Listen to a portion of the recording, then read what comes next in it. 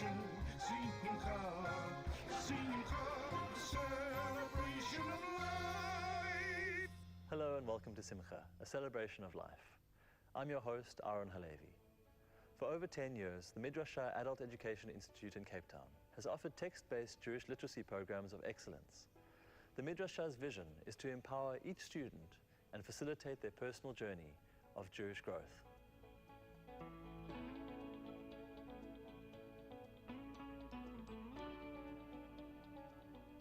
The Midrashah Adult Education Institute was formed 10 years ago, and the idea was to be able to create adult Jewish learning that would attract a wide audience, that would not have a very prescriptive agenda, and that would be empowering to students. And the idea behind that was to find curricula that would be established and designed academically so that students would be able to delve deep into text. A tum ox is an ox that has never before gored or done or exhibited dangerous behavior. If I own a nice cocker spaniel that is friendly and lovely with the children and suddenly bites the postman, that is tum. That is a dog that I had no reason to believe was going to suddenly go berserk and bite the postman. If I have the cocker spaniel who has bitten the postman 3 times already, that is muad. Now I knew about Melton from when I was living in England because it had already been taught there, and that was a long time ago. And I saw the power of it, how it involves a conversation between the text, the person studying, and the teacher. And that it doesn't wag fingers and say, you must believe this, or this is what Judaism says. It opens up a conversation, and it brings views, some of which are contemporary, some of which are 500 years old, and some are 3,500 years old, all of which point towards problems and issues that we have today. So it's a journey through Jewish history and Jewish text in a dramatically relevant fashion. Each lesson powerful and relevant to the problems of people's lives. I think that there is so much that we as Jewish adults in Cape Town don't know that we don't know. And it's only when we're faced with a situation when we realize that we don't know these things, whether we're graduates of a Jewish day school or not. There is so much out there that we really don't know. And I think it's the most empowering situation to equip ourselves with knowledge and information, and to enable ourselves to then pass on that information to family and friends and to our communities, and to so add value to our Jewish community and not be a superficial community who is just Jewish in name. So I think everything that is offered in Melton actually contributes towards the betterment of society through the students who learn and then pass on the information as they graduate. When we teach a course, we make sure that students' voices are heard through the working with the texts. The teacher acts as a facilitator rather than a lecturer, and the life experience of a student becomes very much a part of the commentary that is generated around the table by the students' voices. And participation and interaction is very, very relevant in the way that we want to teach and the way that we want students to learn in this particular model of the Midrashah. Why do they sometimes take up 2 Torahs? Okay, the one Torah, let's say if it's a Shabbat, would be the Parsha. Let's say it's a Shabbat and it's a Rosh Chodesh. Rosh Chodesh has a special reading. So then they would take out for the Parsha and for the Rosh Chodesh. You could technically just take out 1 Torah, but then you'd have to roll it. Right, and that's what we call Tircha de Tzibora. It would be trouble and, for the people. You don't want to do that, so therefore you would take out 2. So the readings for Rosh Chodesh, are they sequential? So the Rosh Chodesh, we read about Rosh Chodesh. And that's when it says, when the new month comes, it's the instruction in the Torah. Exactly. It's the instruction that to celebrate Rosh Chodesh. I've always been an avid and a passionate learner of things Jewish. I've always been interested in my Jewish literary heritage, and I've studied for many years. So when Melton came on the scene, together with my mum, we did one of the earliest intakes. And what was really close to my heart was the byline of the Midrasha Adult Education Institute, which is the umbrella organization of which Melton is a product. And that byline was towards a culture of Jewish learning. So the Midrasha, as an umbrella organization, is able to offer both Melton and homegrown courses or any other courses that we feel would be relevant.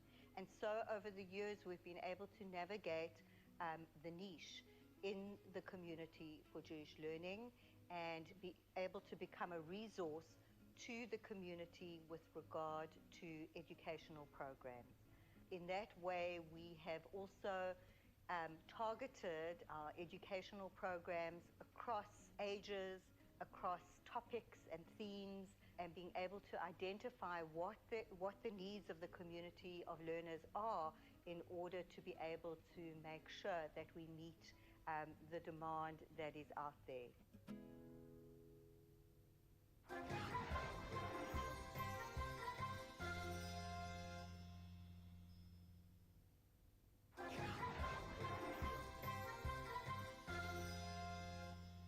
The Florence Melton School of Adult Jewish Learning is the largest pluralistic adult Jewish education network in the world.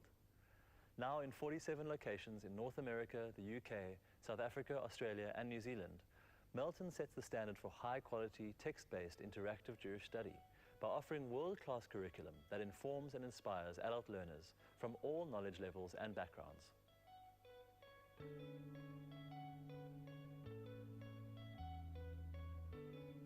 Over these 10 years, it's been very interesting. For some people, it is really almost life-changing. There are people who feel that they have rediscovered their Jewish roots, or perhaps even without the word rediscovered, in some cases discovered. There are people who come in obviously knowing a lot more, and for them it often just fills in the gaps. It's also, for many people, it's academically stimulating. It's an opportunity to learn something at an academic level, because the course is, after all, a university-based course. But it's a university-based course from the Melton Center, the Hebrew University of Jerusalem, which doesn't require exams and assessments, so people don't have that pressure. It's learning for its own sake, which I think is a very exciting thing, especially in the age in we live in, where so much learning is available on the computer. That people can actually learn not to get a mark, not to get a result, not to get an appraisal from a teacher, but simply to know more. But also, it is wonderful to teach adults, because adults choose to be there, and they're wanting to learn. They're not there like, say, children at school who sometimes are there to get a matric certificate because they have no choice. These are people who are prepared to commit, and it is a big commitment. After a full day's work, people come and they sit for 2 hours in the evening, in fact more than 2 hours, because we do tend to run late and there's a break. And they're involved in learning. So it starts off with a farmer with 2 young boys who are brothers, and they've always helped their dad on the farm, and he's a very successful farmer, and they have everything that they need, and they do very well. And then it flash forward to when the father's old and he's on his deathbed, and his last blessing to his sons, he makes them promise that they'll always look after each other. And then the brothers carry on working the farm together, although they're both very different. One's married and has a family, and the other one is much more serious and studious and is not married and studies his books at night. But despite their different personalities, they carry on working together always. And then suddenly there's a drought and there's no more food, and suddenly the farm's not doing so well anymore. And they remember the promise that they made to their father, and each one sits up worrying about the other one at night. And each one concocts a plan that in the middle of the night, they're going to take their excess food and go and deliver it to the other one's basement. And they don't meet, but every time they wake up in the morning, they found that they've got the same amount of food as the day before, and they can't work out what's going on until one night, of course, they meet on the way to each other in the middle of the night. They hug each other and they realize exactly what's been happening, and there's lightning and it starts pouring with rain. And one of the things that the father had told them, that when brothers look after each other, the angels cry tears of joy. The Medrash talks about two brothers. The one was married, the other one wasn't. Same sort of thing. And then it says they met in the middle. And on the site that they met, God decided to build the Beit HaMikdash there. Oh, really? Yes, because of the love for each other. I was not raised Jewishly. I'm from America, and I didn't have a Jewish education, didn't spend time in synagogue as a child. So when I moved here and stopped working as I adopted a child, I had some free time, and I heard about this course after going to Limud for a weekend a couple years ago. And I thought it would be a great opportunity for me to catch up, so to speak. So it's been a wealth of information. I've learned so much about Judaism, my heritage. So that was really the catalyst for me, was wanting to learn a lot that I didn't know, and plus now that I have a young son, I wanted to be able to impart much about the Jewish religion and the history to him as well. So for me, Melton is, in a very nice and casually structured way, a good way to fill the kind of gaps that we've often sort of just assumed or taken for granted. What I love about it is the conversation that happens. So I've been to many shiurim before where you sit and listen to someone talking, and that's also wonderful. But here we get to converse, we get to ask questions. We have a lot of fun, and we've grown quite close together. And I look forward to my Wednesday evening. It's a group that's grown and gathered, and I feel connected to the people. We're all different, and we share a lot and learn a lot. What is Simchat Torah? What happens in Simchat Torah? Celebrate, finish reading the Torah. We finish reading and begin again. Now, is there a festival about the Torah, about the giving of the Torah?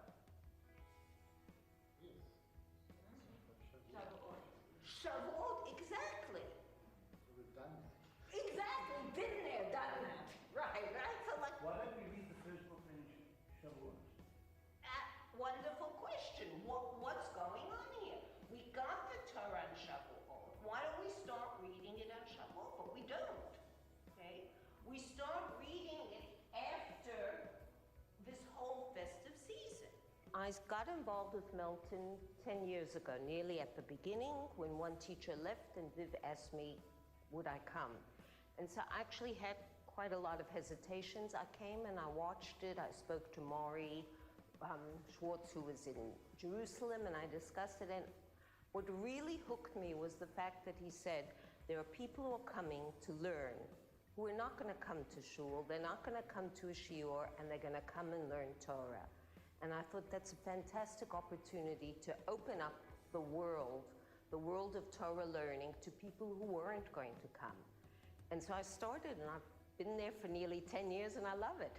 There is a saying in Hebrew which says, Mikol melamdai hiskalti, and I think that it applies to this course for me. I've learned a lot from my students, and no less than they've learned from me, I suspect. It's allowed me to go into a course which really emphasizes continuous learning. There is a never full stop at the end of any course that I've been a student in this institute, and I've been a lecturer, and it has allowed me to see both sides of the same process, and it was a very enriching process for me. The Melton core course extends over 2 years, with 30 weeks in the first year and 30 weeks in the second year. We consider those to be foundational courses because we recognize that there's a level of knowledge that adult learners need to own in order to be able to enter the Jewish conversation. and the assumptions that are required to be part of that conversation and to have the level of confidence. So the first year consists of rhythms and purposes, and the second year is crossroads and ethics.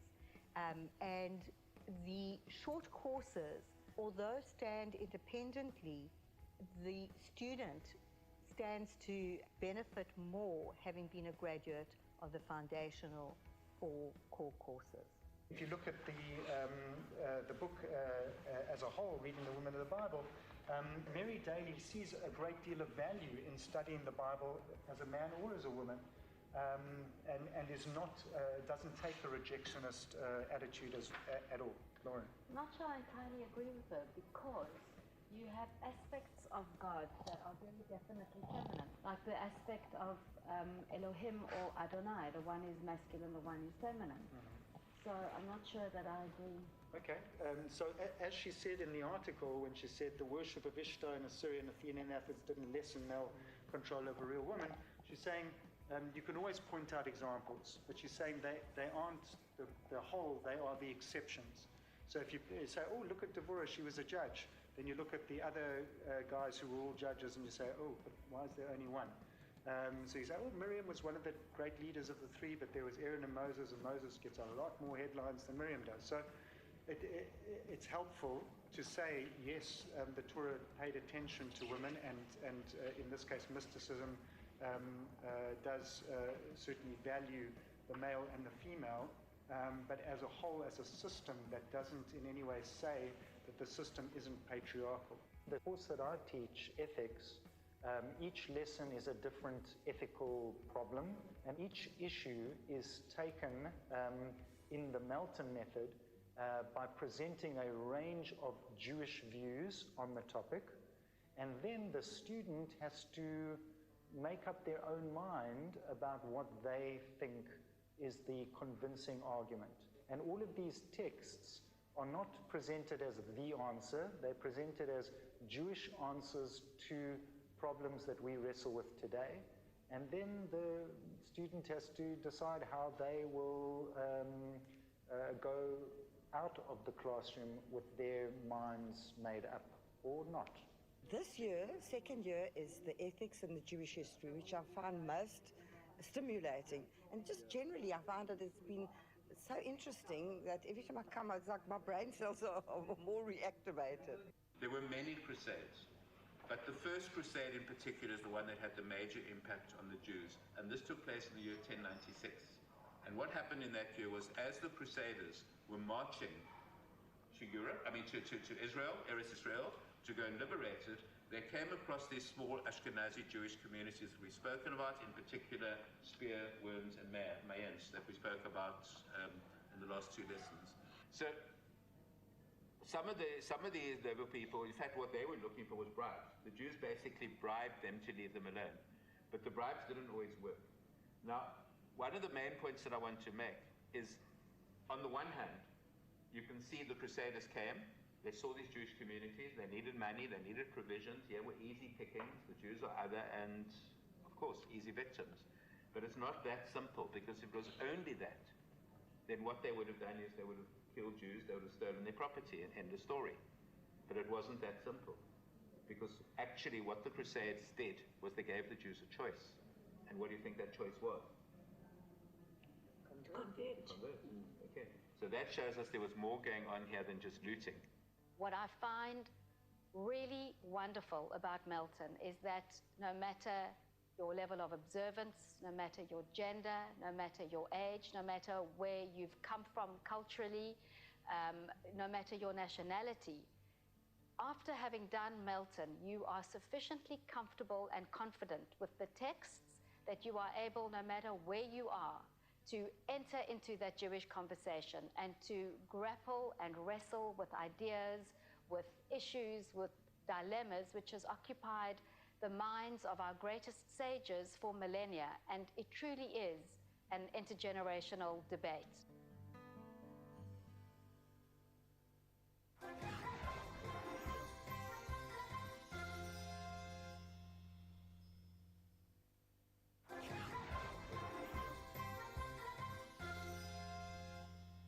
Welcome back. The Florence Melton School of Adult Jewish Learning is an international network of community-based schools. Their aim is to positively impact the destiny of the Jewish people by offering adults the opportunity to acquire Jewish literacy in an open, trans-denominational, and intellectually stimulating learning environment. In a recent research study, 2/3 of those interviewed reported a strengthening or enhancement in different facets of their Jewish life.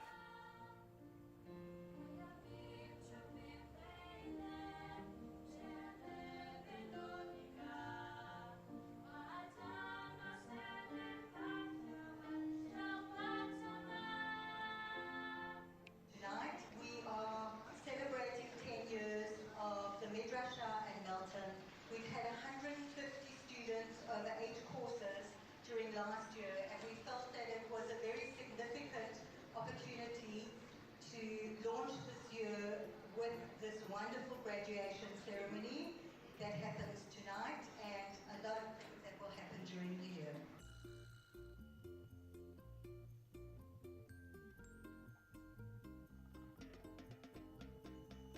Being a teacher for many, many years, I find my horizons have grown, and I'm a much better teacher and a human being from learning from the text all about our heritage, and being able to pass it on to young children has given me the best pleasure in the world.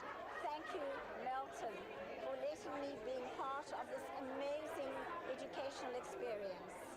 I thought it was great, and I'm going to do all the next courses. I've done so many courses, and I'm going to carry on. The idea of the class that you have conversation and discussion, no homework, that was my best, and we really enjoyed the company. I love the text-based methodology and the freedom to keep your own thoughts or develop your own thoughts.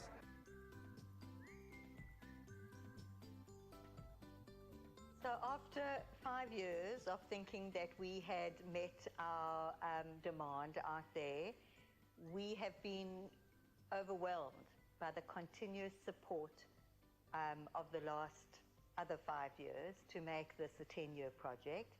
And we believe that what we've been able to achieve as the platform to launch us into hopefully the next 10 years is that Melton and the Midrasha have become accepted methodology for Jewish learning, and at the same time has appealed to an intergenerational audience, and at the same time has been able to become a resource to the community. So when we look at what it is that we bring to this community as a particular style on offer, we think that it's gone way beyond a level of just interest. It's been able to develop a level of knowledge which has enhanced professional development, which has enhanced career development within communities, and we feel that this is an area that has up until now not actually been addressed, and therefore has the scope to take our organization further. Plus, we constantly now have people, excellent educators, coming to us and suggesting the kinds of courses that they want to bring into our organization to teach under the auspices of the Midrasha.